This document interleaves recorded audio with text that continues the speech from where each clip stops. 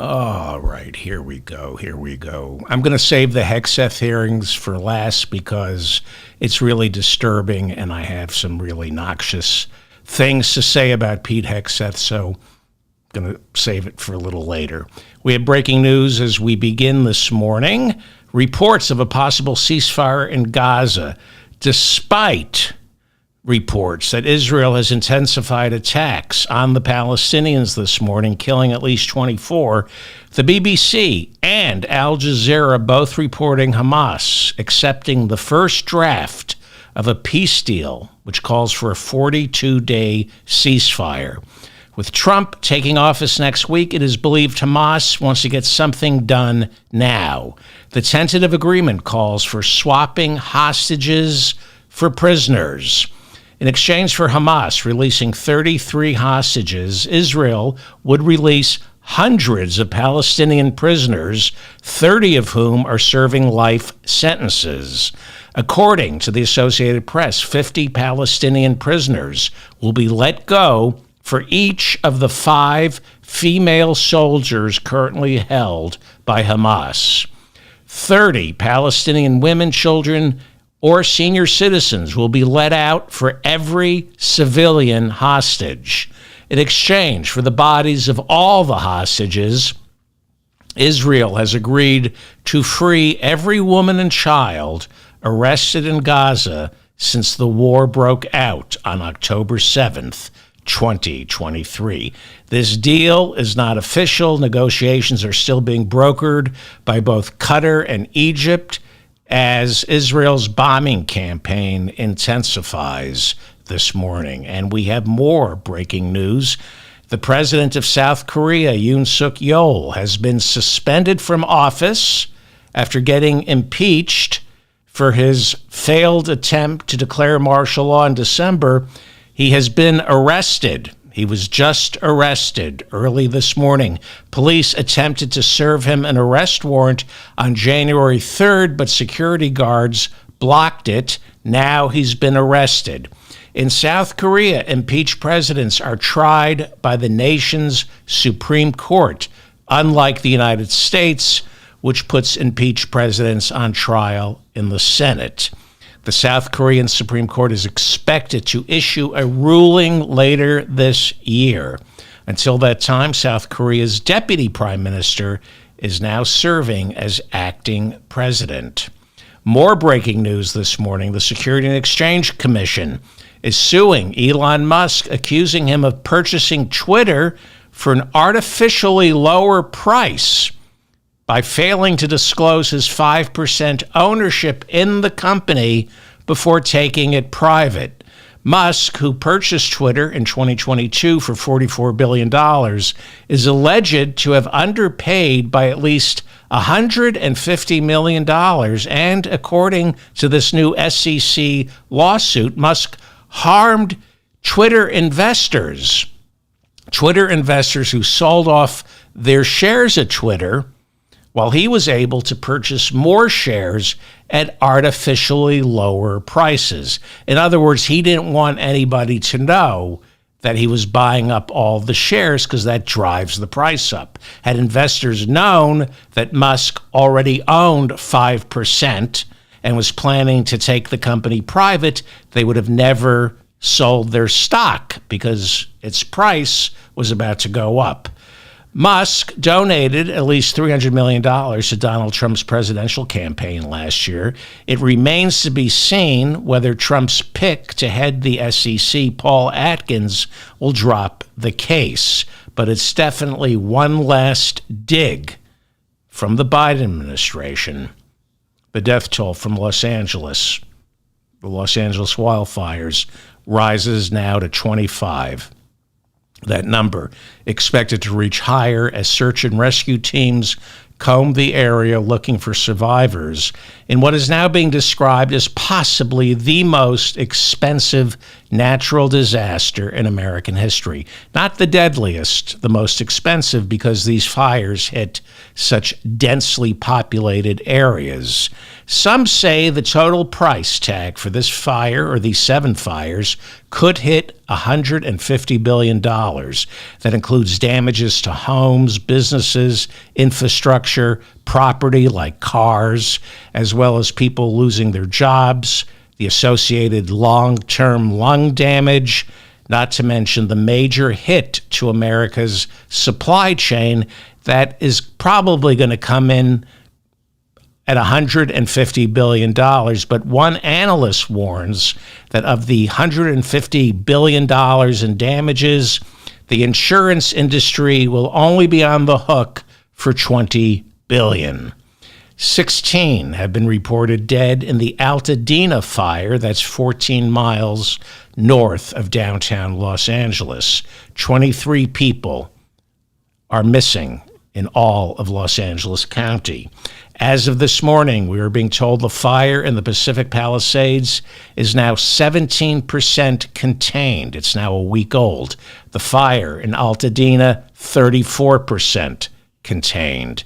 The New York Times reporting this morning that nearly 21% of the severely affected by the Altadena fire are black. While 8% of Los Angeles County is black, Altadena has a much larger black population because it served as a lifeline to that city's growing black middle class. Black home ownership in Altadena was reported to be double the national average by 1980, as black families saw Altadena as a sanctuary from housing discrimination and neighborhood covenants forbidding the sale of homes to black people in nearby cities like Pasadena. According to Pasadena Now, at the outbreak of World War II, more than 60% of all homes in Pasadena were legally forbidden from being sold to anyone, quote, whose blood is not entirely that of the Caucasian race. It's why you'll find more black people living in Altadena, more black people owning homes in neighboring Altadena than you will in Pasadena. There are reports of winds in Los Angeles now coming in as high as 70 miles per hour, not quite the hurricane gusts of 100 miles per hour we saw a week ago when this fire first broke out. What we saw last week was tantamount to a Category 2 hurricane of fire. This has never happened before in Southern California. So to all the Republicans who are kicking Gavin Newsom and Los Angeles Mayor Karen Bass, kicking them when they're down, you know how to prepare for something like this? Get off fossil fuels 30 years ago. 92,000 Los Angelinos this morning are under mandatory evacuation orders. 89,000 others have been advised to leave their homes. Reports of some evacuation shelters now nearing capacity. The homeless population in Los Angeles currently stands at 75,000, with 2/3 of them living on the streets. It's impossible to count how many of these people ended up homeless due to previous climate catastrophes. But we do know people who lack homeowners insurance, people who lack the money to rebuild after a fire, or more importantly, were renting an apartment that got destroyed by a fire. We do know there's nothing affordable for the middle class or anyone living at or below the poverty line. The UN says 150 million worldwide right now are already climate refugees. In 20 years, the UN says that number is expected to climb to 1.2 billion. Meanwhile, California Governor Gavin Newsom convened a special session of the California State Legislature to come up with plans to Trump-proof the state. It's looking like lawmakers in California are about to approve a $50 million spending package earmarked for taking on Donald Trump. This is the first of its kind as more blue states take on a Republican-controlled Washington, D.C. by embracing federalism along the bailiwick of the Republican Party. Now it's the Democrats who are embracing federalism. We can expect a vote sometime this week in the California state legislature. This new package will include $25 million for California's Department of Justice, so lawyers can file legal challenges against Trump's executive orders that target migrants, auto emission standards, or, as we can expect, Trump illegally impounding federal dollars earmarked for California. An additional $25 million will be spent by other California state agencies to protect immigrants from ICE, which is planning to violate California's status as a sanctuary state. That $25 million will also be spent to enforce labor laws, making certain employers don't take advantage of frightened, undocumented workers with wage theft. You got frightened workers right now, you don't have to pay them for overtime. Well, you do. That's wage theft. Gavin Newsom is going to enforce labor laws. Well, we are just 5 days away from Trump resoiling the Oval Office, and Michelle Obama will not be attending the inauguration. Speaker Mike Johnson announced that flags ordered to fly at half-mast for 30 days in honor of Jimmy Carter, those flags will be raised temporarily for the inauguration. On Tuesday, the Republican-controlled House passed its third major piece of legislation. This one is called the Protection of Women and Girls in Sports Act, authored by Florida House Republican Greg Steube. This is the same bill Republican Speaker Kevin McCarthy passed in April of 2023, but it died in the democratically controlled Senate, but now the Senate's controlled by Republicans. NCAA President Charlie Baker testified under oath in December before a Senate Judiciary Committee hearing on sports gambling. Missouri Senator Republican Josh Hawley didn't want to talk about sports gambling that day because sports gambling was just legalized in Missouri. So he asked about the epidemic of transgender college athletes, which this bill is all about. Well, Charlie Baker, the head of the NCAA, told Josh Hawley that there are 500,000 NCAA athletes, and of those 500,000 student athletes, fewer than 10 are transgender students. Fewer than 10. And he was ballparking.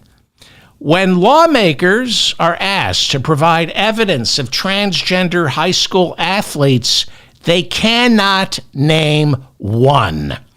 The Associated Press wrote in March of 2021, I kept this and I knew eventually I would get to use it. This is back in March of 2021 from the Associated Press. Quote, in Tennessee, House Speaker Cameron Sexton conceded there may not actually be transgender students now participating in middle and high school sports. He said, however, a bill was necessary so the state could be proactive. But Mike Johnson, there are no transgender. We have 350 million people living in this country. There are no transgender athletes. But Mike Johnson got Congress to pass a ban on transgender women competing in women's public school sports, from elementary school all the way up to public universities. According to this garbage bill, federal funds will be withheld from any school that's non-compliant. Celebrating passage in the House yesterday, Speaker Mike Johnson said, the Bible tells me that men are men and women are women. Well, Mike Johnson, you're a liar. The Bible doesn't tell you that. Galatians, quote, "There is neither Jew nor Gentile, neither slave nor free, nor is there male and female, for you are all one in Christ," unquote. That's Galatians. Corinthians, "For as the body is one and hath many members, and all the members of that one body, being many, are one body, so also is Christ. For by one Spirit are we all baptized in one body, whether we be Jews or Gentiles, whether we be slave or free, man or woman, and have been all made to drink into the cup of Jesus." That would be Corinthians, you effing POS. The House Oversight Committee met before the vote on persecuting transgender athletes. Democrat Jasmine Crockett, God bless her, God bless Democrat Jasmine Crockett. She laid into the odious Congresswoman Nancy Mace, who has made banning transgender women from congressional restrooms her signature issue. Here is Congresswoman Jasmine Crockett laying into the odious, mentally unhinged Nancy Mace yesterday. Somebody's campaign coffers really are struggling right now. So she gonna keep saying trans, so that people will feel threatened. And child, listen, I want y'all to tell me whether or Do not. not call me a child. I am no child. I want Don't to even find start. out I am a grown which woman. of those I'm 47 years emails old. I have broken actually more have glass ceilings than you Chairman, ever I am will. reclaiming my Let's go. time. You will not do that. I am Order. not a child. I am not a reclaiming child. my time. If you want to take it outside, Mr. we can. Chairman, the committee is not Okay, in all order. right. Order. Point of order. Point of order. Order. She said, "You want to take it outside?" Let's just double check here. If you want to take it outside, Mr. we can. Chairman, Yeah, the you want to committee take it is not- outside? Okay, You go want to ahead. take it outside? Nancy Mace, you want to take it outside? Those are fighting words, Nancy Mace. I believe some would say those words aren't ladylike. Florida House Democrat Congressman Darren Frost turns 28 in 2 days, and sitting on the House Oversight Committee, his virgin ears couldn't handle the violence. So, as a peace-loving Democrat, he asked Chairman Jim Comer, chairman of the House Oversight Committee, age 52, to strike Nancy Mace's words from the record. The gentlelady said was, "We can take this outside if you want." And Okay, so- that could mean you could go outside and have a cup of coffee or perhaps a beer or, I mean, we have Seriously, Mr. lots of Chairman. conversations outside. Mr. So I'm going to rule that it was, just that it's okay. that it's okay. All right, and then point of inquiry. gonna do it. And, I have a remember, question. this is a slippery slope you're going down because we have. Oh, you're disagreements going in down the this committee, slippery as slope. you know. So just to be clear, in this committee, we can ask, we can Apparently. threaten violence on someone as long as no, at that's the not- end, excuse me. I did not threaten violence. I threatened no violence. There was I no threatened violence. no violence. There was no violence. As long no as violence. at the Don't end. create a I false threatened no question violence. that was over None. another You're person. making shit up as It's you good go to know. along. You Good might to want know. to figure this one out. Order. There was no Mr. I thought you were Chairman. cursing today. No violence. Mr. Chairman, No violence. I'm going to appeal the ruling of the chair. That was Nancy Mace who said the S word. I won't repeat it. As AOC said yesterday before the vote, Los Angeles is burning, and this is the legislation Mike Johnson is passing. Well, anyway, the Protection of Women and Girls in Sports Act passed 218 to 206. There are more Republicans voting for this bill than there are transgender athletes in America. I'm sorry. This is why I'm running the Pete Hegseth material at the end of the show, because I watched the hearings and my head exploded. There were more Republicans voting for the Protection of Women and Girls in Sports Act yesterday than there are transgender athletes. in high school and college sports. 2 Democrats, it was passed 218 to 206. 2 Democrats voted with the Republicans. Now it makes its way to the Senate, and it needs, I don't know, Jim Justice just got sworn. About 10 Democrats.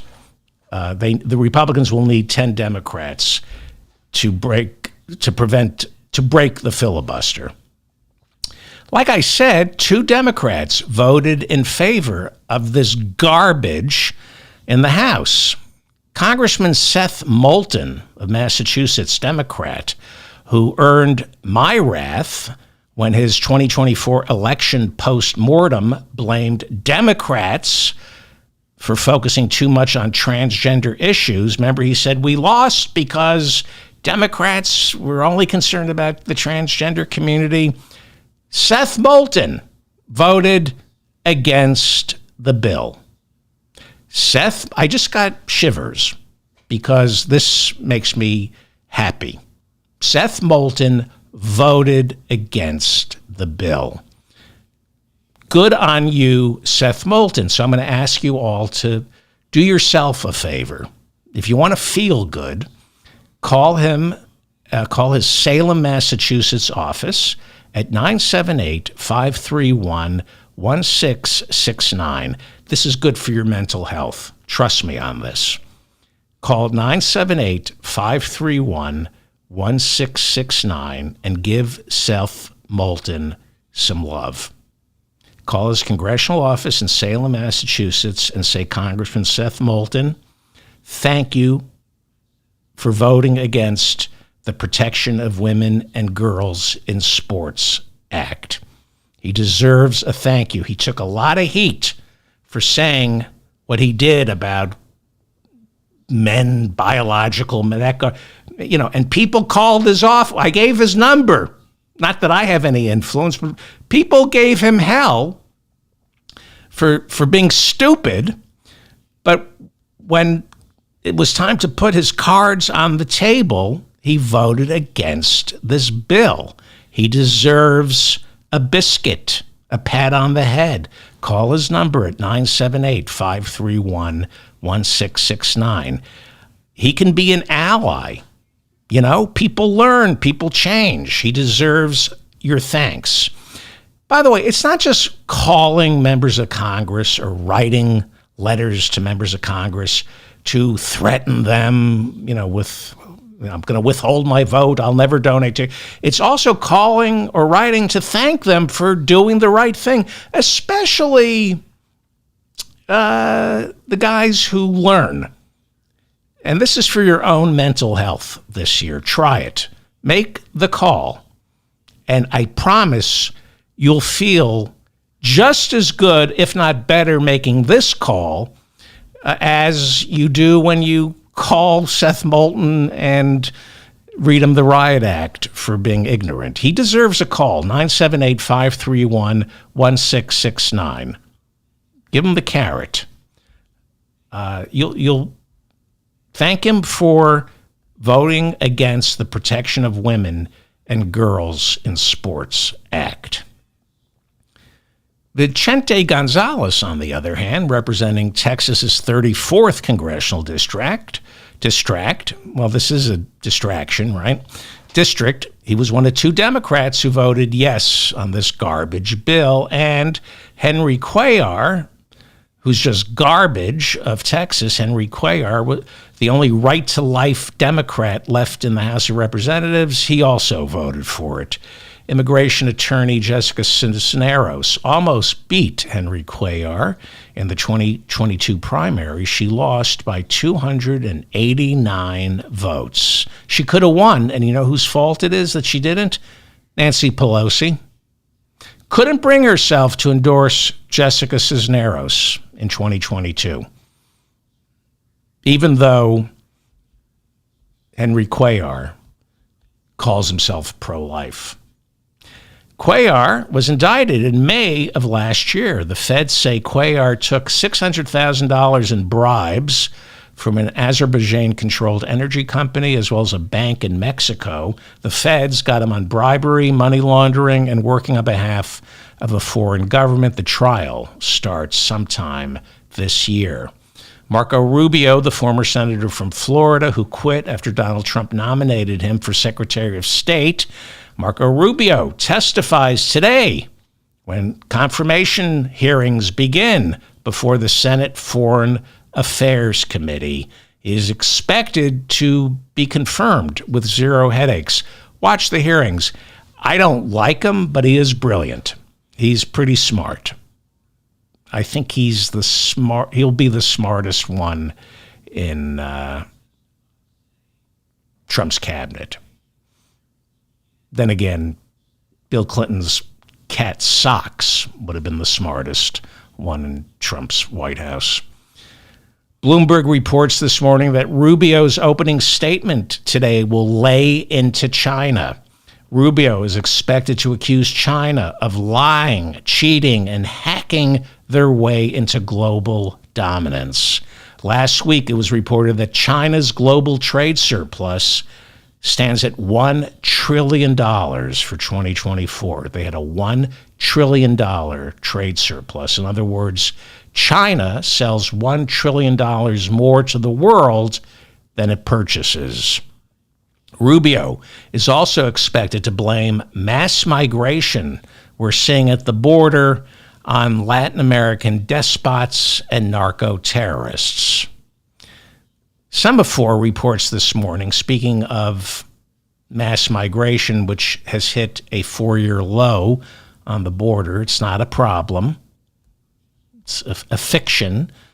Semaphore reports this morning that Democrats now estimate the Laken-Riley Act, if signed into law, would cost $83 billion over the next 3 years. Laken-Riley passed in the House a week ago, Tuesday, 7 days ago, passed despite objections from Democrats who call it unconstitutional. To refresh your memory, this bill gives ICE, which should be abolished, authority to detain and deport any immigrant who has been arrested, not charged with a crime, not convicted of a crime, arrested. On Thursday, Laken-Riley passed a procedural hurdle in the Senate, with 33 Democrats, including Senate Minority Leader Chuck Schumer, voting in favor of it. So it passed in the House on Tuesday, and then they had a procedural vote Thursday in the Senate. What is a procedural vote? It means it's a vote on not on the bill, but on whether we should proceed with it.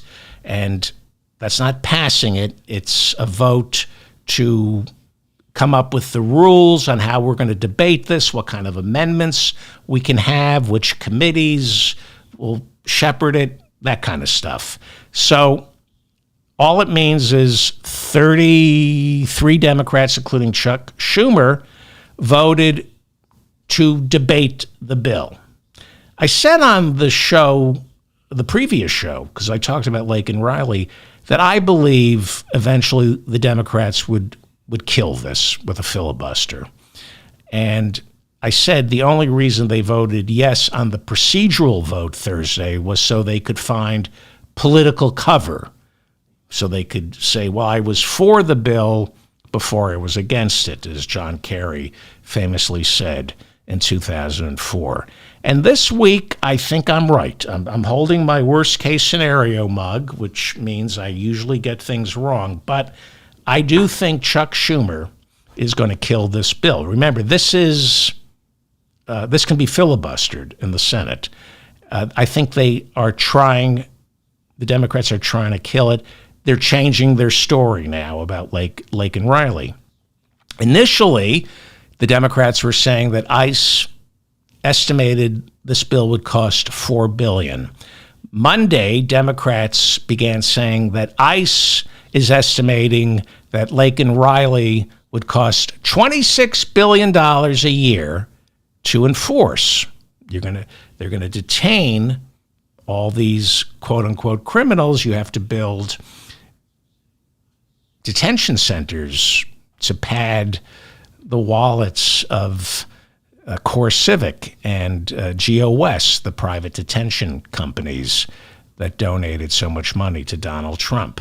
So Senator Tammy Baldwin, Democrat from Wisconsin, now saying she'll vote against Laken Riley, even though she voted on Thursday in favor of the procedural motion. She can now claim, I was for it before I was against it. So, what is a reasonable expectation for Trump's first 100 days? Well, because of the filibuster, it's going to be very difficult for Trump to do much other than get his judges, cabinet nominees, and tax cuts approved. According to Senate rules, Democrats can filibuster to death every single piece of legislation except budget bills. They cannot filibuster a judicial nominee or a nominee to the cabinet. Those votes are straight thumbs up or thumbs down. You just need 51 votes. So when it comes to the budget, and that includes tax cuts, that's also a straight thumbs up or thumbs down, 51. You can't, Democrats won't be able to filibuster a budget bill to death. It's called reconciliation. A lot of you know what I'm talking about. The Senate can bypass the 60-vote filibuster when it comes to budgetary items. For example, Joe Biden's Inflation Reduction Act was passed in August of 2022 through reconciliation. The biggest climate catastrophe spending bill in world history was passed through reconciliation. It was a budget bill, so it couldn't be filibustered. Obamacare was finally passed through reconciliation. Initially, the original version of Obamacare passed the Senate with 60 votes in 2009. But then it went back down to the House, came back up to the Senate like acid reflux, and it had to be finalized. And in its new form, Obama knew, and Harry Reid, the Senate Majority Leader, knew he didn't have 60 votes to kill a filibuster. So they used what is called budget reconciliation. So the finalized version of the bill only required 51 votes. In the Senate, Obamacare, I think in the spring of 2010, got 56 votes. He never would have been able to break a filibuster. They passed Obamacare calling it a budget bill. So, the first 100 days, a reasonable expectation, cabinet picks go through. He doesn't have enough Republicans yet sworn in inside the House to pass the tax cuts, the budget. He's going to try because the budget, the 2025 budget, can be passed in the Senate with just 51 votes, which he has. It may not get out of the House, though. He's got to wait. There are three Republican seats that have to be filled. So he may go for the tax cuts later in the year. I believe the 2017 tax cuts were passed in the summer of 2017. Let me know in the comments section. I can't remember. So Trump is going to sign a lot of executive orders. He's going to sign 100. It's going to be a blitzkrieg come Monday. Those will get tied up in the courts, however. But there's also the emergency declarations. It is conceivable, I have no doubt, he will begin his presidency on Monday by declaring at least one national emergency. And that gives him powers that who knows where those powers lead. More about that in a second. You're listening to the Mop-Up for January 15th, 2025, right? 2025. I'm David Feldman in New York City. Thank you so much for finding me. Please like this episode so I remain in your feed. It's hard right now for shows like this to be, I don't want to say it, but it's harder now since Trump won. You got to work harder to find this show. This is not paranoia. This is a fact. There's just been a shift. And so if you want to find me, you're going to have to subscribe to the channel, subscribe to my newsletter, hit the notification bell, like this episode. It's going to be harder to find me with Trump as president. You see what's going on. You see who's attending the Trump inauguration. The big tech people are all giving him $1 million. So anyway, please share this episode. We have 5 days until Trump unleashes these national emergencies. I don't know how many he's going to tee off with. According to the Brennan Center, Trump has right now about 137 statutory emergency powers at his disposal. Some can be rescinded by Congress, others can't be. Some could be defunded by Congress, but you'd have to shut the government down. The Supreme Court might overturn these emergency powers. Maybe he'll obey the Supreme Court. Maybe he won't. This is why picking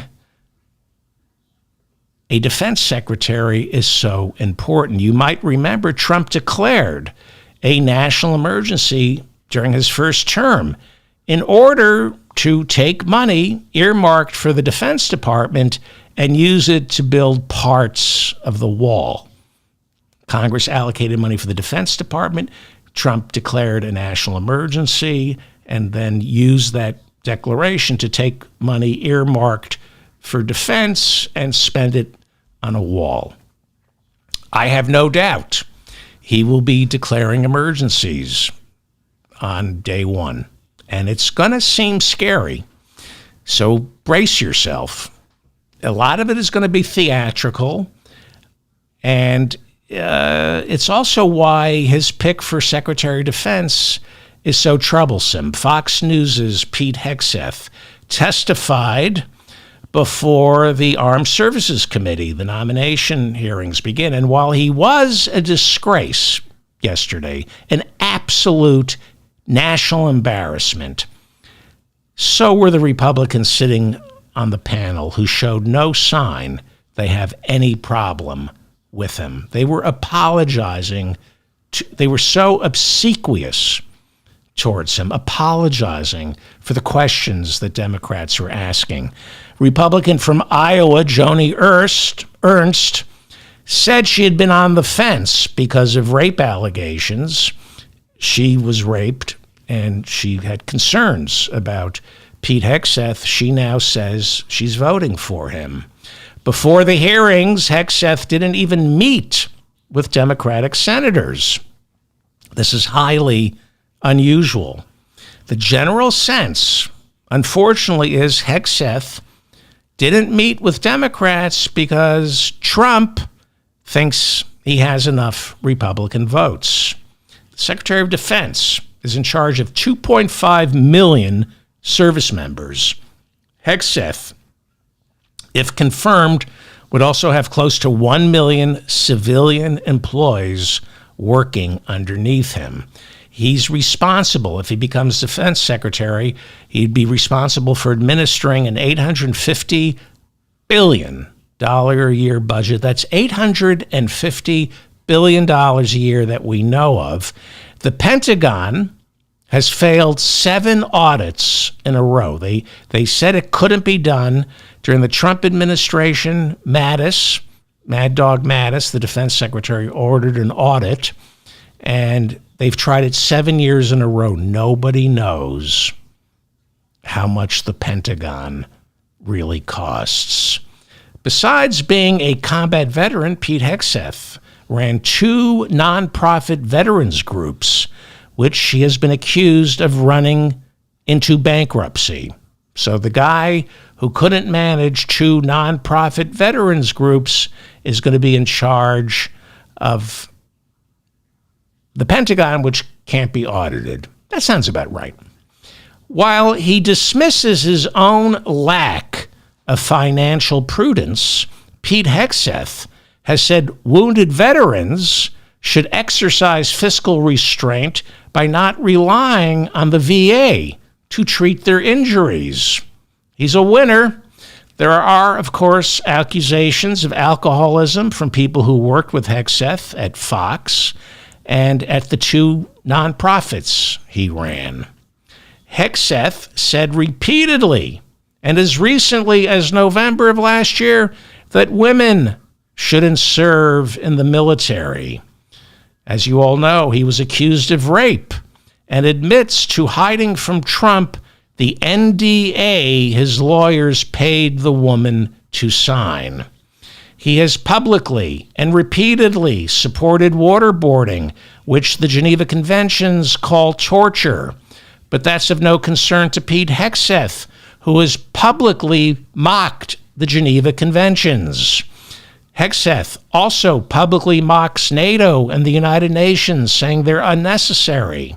As an influential Fox News host, Hegseth, during the first Trump administration, was able to secure from Donald Trump pardons for soldiers who committed war crimes, because that's what Jesus would have done. Yes, Hegseth, during his testimony yesterday, led with Jesus.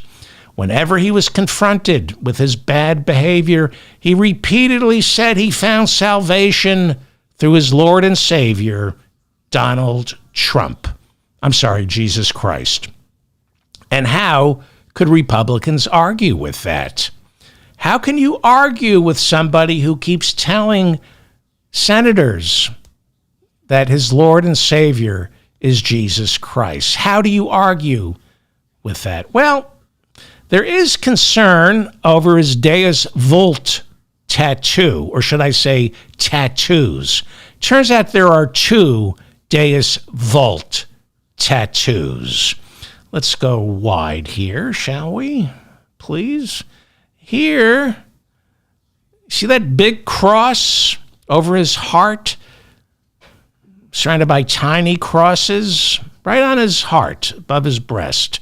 That is what is called the Deus Vult cross. It's just a cross, he says. And just to make sure we all get the message, he had the words Deus Vult tattooed to his right biceps. See, the problem is it's not so much as a cross, Pete, as it is a sign of solidarity with white Christian nationalists. See what's going on here? See? Here you see members of the KKK. They too brandish the Deus Vult cross. You see? See? That's Pete Hegseth. Here is the KKK. Deus Vult in Latin means God wills it. And when God wills it, you can kill anybody. Deus Vult was chanted. See? They're the Crusaders. Deus Vult was chanted by Catholic warriors back in 1096 during the very first crusade to reclaim the Holy Land from Muslims. Deus Vult. One of Hegseth's best-selling books is called, wouldn't you know it? How about that? American Crusade. It's just a cross. See, Hegseth served in both Iraq and Afghanistan in 2005 and 2006 when George W. Bush was president. And some of you might remember that even President George W. Bush, a Cretan, even he knew not to use the crusade word. That was the C word when we illegally invented the reason for going into Iraq and Afghanistan. The C word, crusade. You don't use the word crusade when you're fighting in heavily Muslim countries like Iraq and Afghanistan, or when there are thousands of Muslims serving over there in the American military. You don't use the C word. Hegseth called his book American C Word, American Crusade.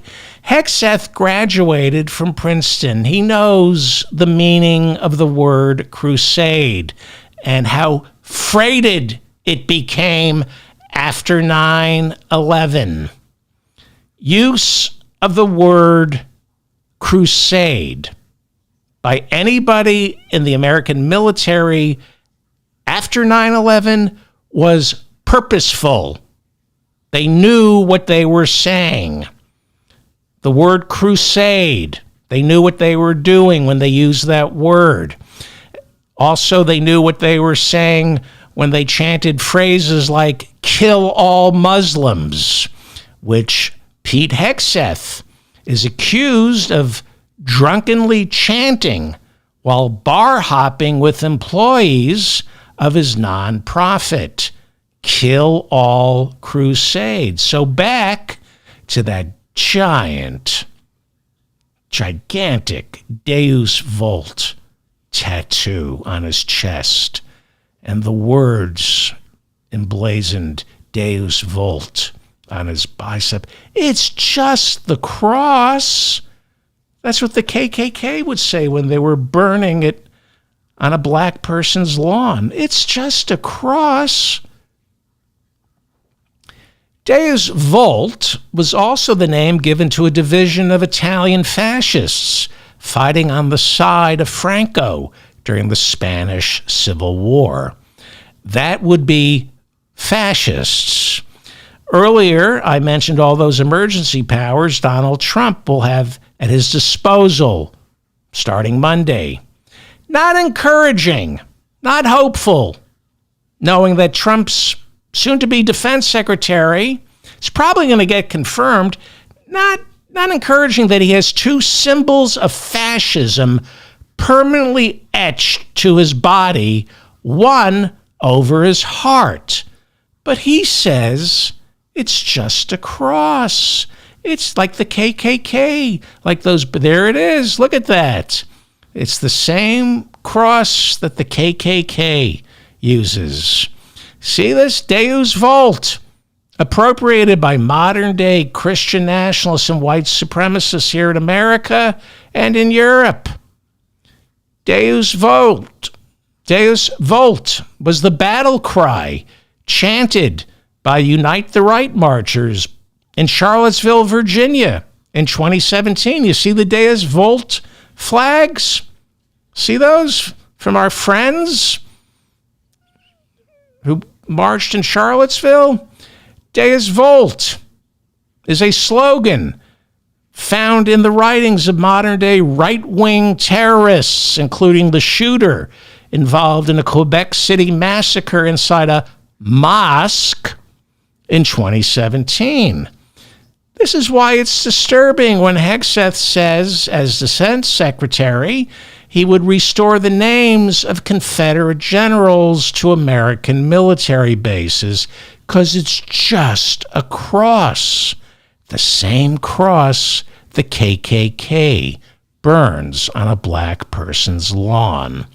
Those tattoos on Pete Hegseth are why it's especially disturbing that Hegseth repeatedly called January 6 a false flag operation. Look at that.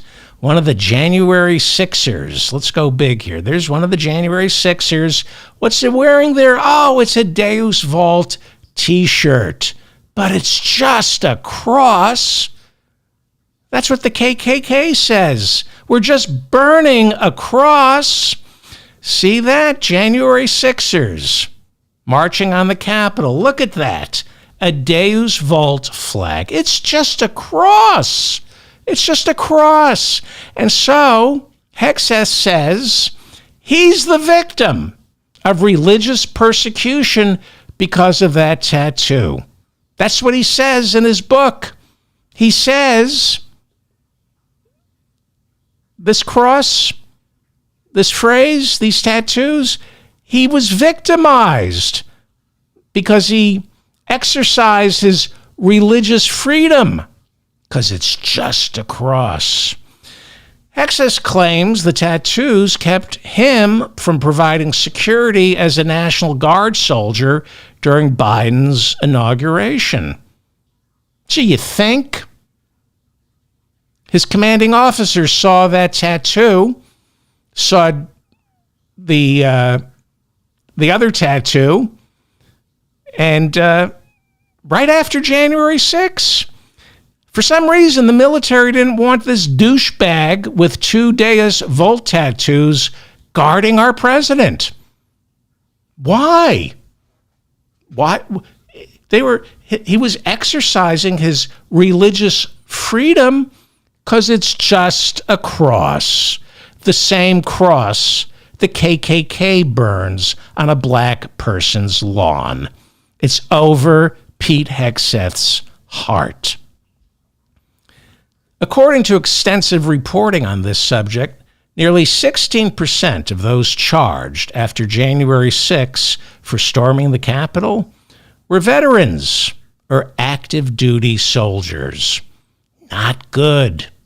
According to the Military Times, 220 veterans or active duty soldiers were charged with a crime after January 6. 1,400 were arrested. For January 6, 220 had military records. Not good. 17% of the 220 soldiers arrested for January 6 were active duty soldiers. That's according to the Military Times. Not good. 21 veterans arrested. 21 veterans arrested on January 6 or after January 6 were members of the Oath Keepers, whose leader is doing close to 20 years for seditious conspiracy.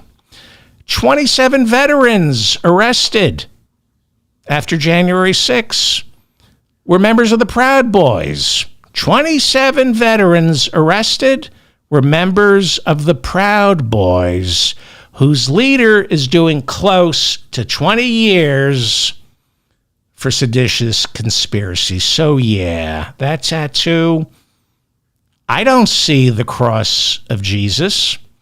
This tattoo, Deus Vult, yeah, I do have a problem with the Latin phrase, God wills it. Who's God, Pete Hegseth? Who's God?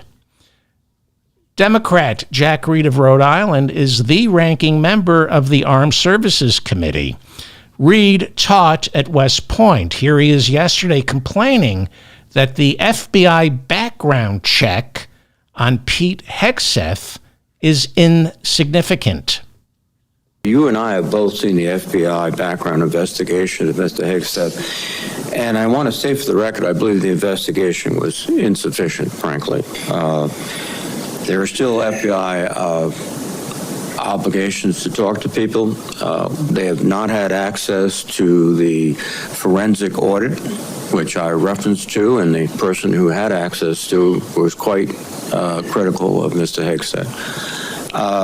I think people on both sides have suggested that they get the report. I know your colleagues have asked for it. Senator Thune assured me personally that he thought it was an appropriate idea.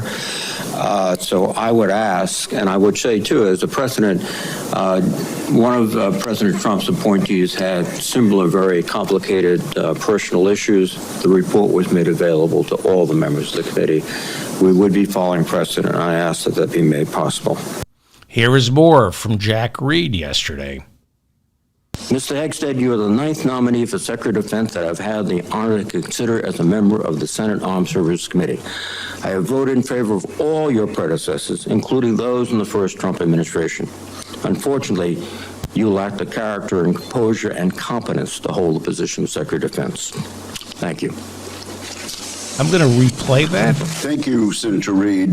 because the sound is not great. So just listen to this and watch that smug prick Hegseth afterwards. Mr. Hegstead, you are the 9th nominee for Secretary of Defense that I've had the honor to consider as a member of the Senate Armed Services Committee. I have voted in favor of all your predecessors' administration. Unfortunately, you lack the character and composure and competence to hold the position of Secretary of Defense. Thank you. Thank you, Senator Reid. And Call your senator. Call your senator. Call your senator. Here is Senator Elizabeth Warren yesterday noting that in his book, Hegseth says generals should have to wait 10 years after leaving the Pentagon before they can take a lucrative job in the defense industry, while Hegseth himself refuses to say he would wait 10 years to work in the defense industry after he is no longer Secretary of Defense. Consult with the president about what the policy should be In at the Defense other Department. words, you're quite sure that every general who serves should not go directly into the defense industry for 10 years. But you're not willing to make that same pledge? I'm not a general, Senator. You'll be the one, let us just be clear, in charge of the generals. So you're saying sauce for the goose, but certainly not sauce for the gander? I would want to see what the policy of the president Oh, I'll is. bet you would. thank you, Senator I Warren. bet you do. I bet you do. Let's turn to the alcoholism. Here is Arizona Democrat Senator Mark Kelly grilling Hegseth about Hegseth's record-running CVA, that was Concerned Veterans of America, which he ran into bankruptcy, CVA. Remember, he's under oath, and the question now is, who's going to step forward? I suspect that the Trump thugs have frightened a lot of people. I don't think we're going to see too many Blasey Fords coming forward. Would you put yourself through this going up against the Trump machine? But here is Senator Mark Kelly grilling Hegseth. Hegseth is opening himself up to perjury if anybody comes forward. So while leading Concerned Veterans of America, there were very specific cases cited by individuals about your conduct. I'm going to go through a few of them, and I just want you to tell me if these are true or false. Very simple. On Memorial Day 2014, at a CVA event in Virginia, you needed to be carried out of the event for being intoxicated. Senator, anonymous smears. Just true or false? Very simple. Summer of 2014 in Cleveland, drunk in public with the CVA team. Anonymous smears. I'm just asking for true or false questions, true or false answers.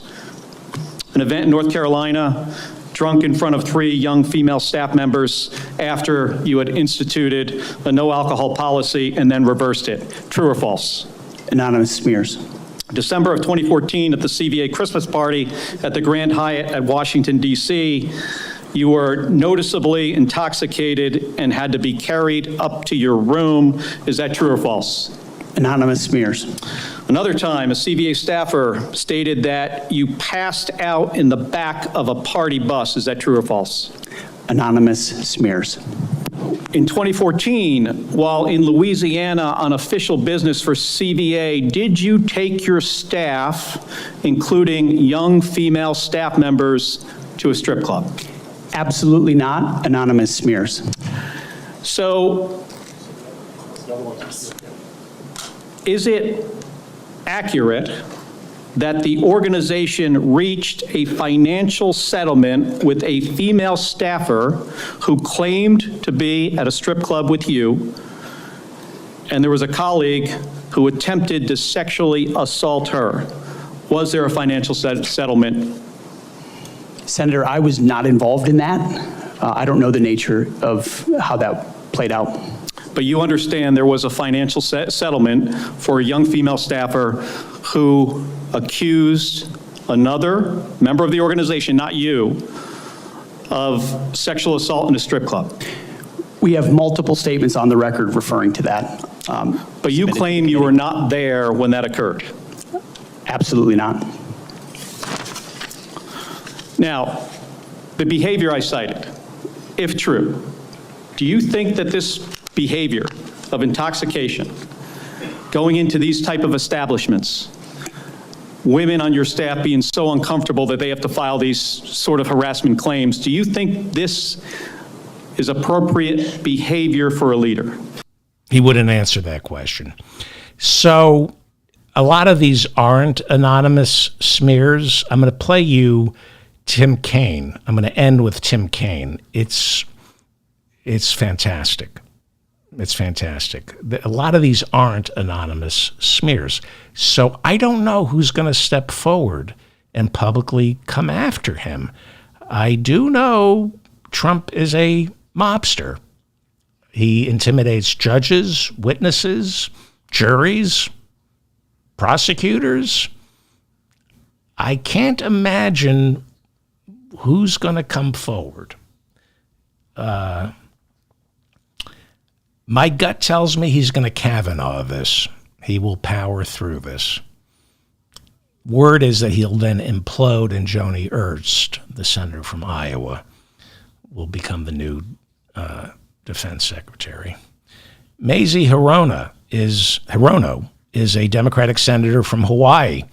Here she is asking the big question: would you violate the law and obey an illegal order from Trump? After the Nuremberg trials, it became law in the United States that the military is not allowed to follow an illegal order from your supervisor. Just because the president gives you an order, it doesn't mean you have to follow it if it's illegal. When I have time, I will. Well, okay. Here's Mazie Hirono grilling Hegseth on following illegal orders. In June of 2020, then President Trump directed former Secretary of Defense Mark Esper to shoot protesters in the legs in downtown D.C., an order Secretary Esper refused to comply with. Would you carry out such an order from President Trump? Senator, I was in the Washington, D.C. National Guard unit that was in Lafayette Square during those events. Would you carry out an order to shoot protesters in the legs? I saw 50 Secret Service agents get injured by rioters trying to jump over the fence, set the church on fire, and destroy You know what? That sounds to me that you will comply with such an order. You will shoot protesters in the leg. Okay, that's a lie. Black Lives Matter. You might not remember, but right after George Floyd was killed, Black Lives Matter protesters took to Lafayette Park. I think it was like June 1st. It was like right after Memorial Day, right after George Floyd was killed. And Donald Trump ordered in the Capitol, the Park Police, National Guard, and accusing the Black Lives Matter protesters of setting fire to a church. The chairman of the Joint Chiefs of Staff, Mark Milley, accompanied Donald Trump on that walk through Lafayette Park to that church. He calls it one of his most shameful moments as a soldier. They had helicopters, park police, federal officers attacking BLM protesters with rubber bullets, pepper spray, batons, flash grenades, tear gas, even though there was not a single shred of evidence to suggest that they were going to attack the White House. He's lying about them climbing over fences. It's just a lie. There had been a fire inside St. John's Episcopal Church where Trump took that photo op. But that fire was days before the Black Lives Matter protest, and it had nothing to do with BLM. They have surveillance video of one guy in a hood setting fire to St. John's Episcopal Church. But Pete Hegseth, because he's from Fox News, perpetuates the lie that BLM was responsible for the fire inside St. John's Episcopal Church. He's a liar. And it's the ACLU was able to reach a settlement with the federal government regarding the use of force on the protesters in Lafayette Park. Several protesters were injured that day. That's still in the courts. It's still being litigated. And as for Secret Service agents being injured by BLM protesters, nothing was life-threatening. A handful went to the hospital. There was tear gas and rubber bullets being fired, and the Secret Service later admitted it had not coordinated with the Pentagon or Park Police when they fired on the protesters. A handful went, Secret Service agents went to the hospital with non-life-threatening complaints. They didn't have their gas masks. They didn't know there would be pepper spray, flash grenades, and tear gas. Pete Hegseth. Okay, here's the best part. We're going to wrap it up with Tim Kaine. This is perfect. Here's Tim Kaine. By the way, Tim Kaine had Hillary won in 2016 and things were proper. Tim Kaine now would be sworn in as president on Monday. Hillary picked him as her vice president. Let's see, 2016, she would have been reelected in 2020. We would have a 6-3 majority in the Supreme Court. And Tim Kaine now would, assuming things go well, alternative history, he would have run for president and won if this were a sane country. Here he is. This is Tim Kaine, alternative history, should be sworn in on Monday had Hillary won. Here he is. This is pretty amazing stuff. I'm closing with this. It's amazing. Thank you, Mr. Hegseth. I'm looking forward to this opportunity to talk. I want to return to the incident that you referenced a minute ago that occurred in Monterey, California in October 2017. At that time, you were still married to your second wife, correct? I believe so. And you had just fathered a child by a woman who would later become your third wife, correct? Senator, I was falsely charged, fully investigated, and completely cleared. So you think you were completely cleared because you committed no crime? That's your definition of cleared? You had just fathered a child 2 months before by a woman that was not your wife. I am shocked that you would stand here and say you're completely cleared. Can you so casually cheat on a second wife and cheat on the mother of a child that had been born 2 months before, and you tell us you are completely cleared? So how is that a complete clear? Senator, the child's name is Gwendolyn Hope Hegseth, and she's a child of God, and she's 7 years old. And she was, and you cheated on the mother of that child less than 2 months after that daughter was born, didn't you? Those were false charges. Well, it was fully investigated, and I was completely cleared. And I am so grateful for the marriage I have to this amazing woman behind me. You've admitted that you had sex at that hotel in October 2017. You said it was consensual, isn't that correct? Anything, Yes. You've admitted that it was consensual, and you were still married, and you just had a child by another woman. Again, how do you explain your judgment? Completely false charges against me. You fully investigated, and I was completely clear. You have admitted that you had sex while you were married to wife 2 after you just had fathered a child by wife 3. You've admitted that. Now, if it had been a sexual assault, that would be disqualifying to be Secretary of Defense, wouldn't it? It was a false claim then and a false claim now. If it had been a sexual assault, that would be disqualifying to be Secretary of Defense, wouldn't it? That was a false claim. So you talking about a hypothetical. So you can't tell me whether someone who has committed a sexual assault is disqualified from being Secretary of Defense? Senator, I know in my instance, and I'm talking about my instance only, it was a false claim. But you acknowledge, And it was but you fully acknowledge investigated. that you cheated on your wife and that you cheated on the woman by whom you had just fathered a child. You have admitted that. I will allow your words to speak for themselves. You're not retracting that today. That's good. I assume that in each of your weddings, you've pledged to be faithful to your wife. You've taken an oath to do that, haven't you? Senator, as I've acknowledged to everyone in this committee, I'm not a perfect person, I'm not claiming to But be. no, I just asked a simple question. You've taken an oath, like you would take an oath to be Secretary of Defense in all of your weddings to be faithful to your wife. Is that correct? I have failed in things in my life, and thankfully, I'm redeemed by my Lord and Savior, Jesus Christ. In finalizing divorces from your first and second wives, were there non-disclosure agreements in connection with those divorces? Senator, not that I'm aware of. If there were, would you agree to release those first and second wives from any confidentiality agreement? Senator, it's not something I'm aware of. But if there were, you would agree to release them from a confidentiality agreement? Senator, that's not my responsibility. Did you ever engage in any acts of physical violence against any of your wives? Senator, absolutely not. But you would agree with me that if someone had committed physical violence against a spouse, that would be disqualifying to serve as Secretary of Defense, correct? Senator, absolutely not have I ever done that. You would agree that that would be a disqualifying offense, would you not? Senator, you're talking about a hypothetical.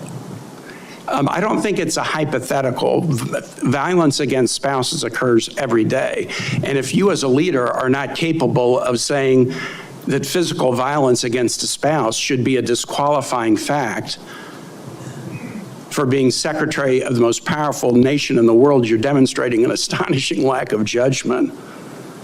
The incident in Monterey led to a criminal charge, a criminal investigation, a private settlement, and a cash payment to the woman who filed the complaint. And there was also a non-disclosure agreement, correct? It was a confidential settlement agreement off of a nuisance lawsuit. Right. During an interview, you claimed that you settled the matter because you were worried that if it became public, it might hurt your career. Do you maintain that you were blackmailed? Senator, I maintain that false claims were made against me. And ultimately, Your attorney those used false the claims, frame, I have the opportunity to attest my innocence in those false claims. But you didn't reveal any of this to President Trump or the transition team as they were considering you to be nominated for Secretary of Defense. You didn't reveal the action, you didn't reveal the criminal complaint, you didn't reveal the criminal investigation, you didn't reveal the settlement, you didn't reveal the cash payment. Why didn't you inform the commander-in-chief and the transition team of this very relevant event? Senator, I've appreciated every part of the process with the transition team. They have been open and honest with me. We've had great conversations between the two of us, and I appreciate the opportunity that President-elect Trump has given me. You chose not to reveal this, right? Because you knew it would hurt your chances. So you chose not to reveal this really important thing to the commander-in-chief and the transition team because you were worried about your chances rather than trying to be candid with the future president of the United States. Are there any other important facts that you chose not to reveal to the president-elect and his team as they were considering you to be Secretary of Defense? Senator, I sit here before you an open book, as everyone who's watched this process. With multiple non-disclosure and confidentiality agreements tying the hands of many people who would like to comment to us. Much has been made of your workplace behavior as a leader of nonprofit veterans organizations and as a Fox News contributor. Were you fired from either of the leadership positions with the nonprofits? I was the leader. I was the CEO of Concerned Veterans for America and executive director of Vets for Freedom. Were you fired from either And I was of them? never fired from a veterans organization. Do you have non-disclosure agreements with either of those organizations? Not that I'm aware of, Senator. Many of your work colleagues have said that you show up for work under the influence of alcohol or drunk. I know you've denied that, but you would agree with me, right, that if that was the case, that would be disqualifying for somebody to be Secretary of Defense. Senator, those are all anonymous false claims, and the totality They're not anonymous. The letters on the record here. They're not anonymous. On the record, We've seen records with names attached for Freedom, Concerned Vets for America, and Fox News attributing to me one of your colleagues working said, hard every day on behalf of One of my your mission. colleagues said that you got drunk at an event at a bar and chanted, "Kill all Muslims." Another colleague, not anonymous, we have this, said that you took coworkers to a strip club. You were drunk, you tried to dance with strippers, you had to be held off the stage, and one of your employees in that event filed a sexual harassment charge as a result of it. Now, I know you deny these things, but isn't that the kind of behavior that, if true, would be disqualifying for somebody to be Secretary of Defense? Senator, anonymous false charges. They're not anonymous. And I'll just conclude and say this to the chairman. You claim that this was all anonymous. We have seen records with names attached to all of these, including the name of your own mother. So don't make this into some anonymous press thing. We have seen multiple names of colleagues consistently throughout your career that have talked about your abusive actions, Chairman, I attitudes, think he's words, over and his time. statements He's way to women. over his time. I now yield. I can watch. Should we watch that again? Very cinematic and perfect. So, if Hegseth is willing to put himself, his family, his children, his wives, his mistresses, his ex-wives, his mother through this, and himself, he's willing to put himself through this, imagine what he's willing to put us through if he gets confirmed. I mean, could you endure that humiliation? How dead inside is he that he would subject himself and his loved ones to this? Imagine what he's willing to do to you and me. Call your senator. I don't know. Now, he had sex with a woman. Was it 2 months after his wife gave birth? That sounds familiar. Did Biden do? Somebody did that. Who did that? Sounds like, I can't remember. Somebody did. The only way you can get inside Trump's inner sanctum, this is the only way. As I've said, he's the ultimate sting operation. He is the ultimate honeypot. He attracts the worst of the worst. And finally, let me just play Mark Wayne Mullen, the Republican from Oklahoma, who came. Hegseth was so humiliated by Tim Kaine that Republican Mark Wayne Mullen tried to come to his defense. I've made mistakes, and Jennifer, thank you for loving him through that mistake. Because the only reason why I'm here and not in prison is because my wife loved me too. Wait. The only reason I'm here and not in prison is because my wife loved me too, and the Republicans what did you do? What did your wife do to keep you out of prison? What she refused to testify against you? These people, it's going to be okay if you get on the phone and call your senator. It's going to be scary. It's going to be scary on Monday. He's going to do things that are going to seem scary. He's going to control the news cycle. We're going to have to white knuckle this for a while. Be prepared. Okay. I'm David Feldman, reminding you to stay strong and protect the weak. There are more good people in this country than bad people. Never forget that. There are more good people than bad people. Thank you to Mila in the chat room and Bob in the chat room for keeping the conversation civil. Leave a comment. I read all your comments. If I made a mistake, let me know. Subscribe to this channel. Again, you got to work a little harder to find me for a while. Watch who shows up for the Trump inauguration. The big tech is sucking at his teat. So please hit the notification. It's called the notification bell to make sure I'm in your feed. Next show is going to be 2:30 early Friday morning, 2:30 a.m. early Friday morning. Please share this episode. I need your help because this is these types of shows are a little harder to find right now. Thank you.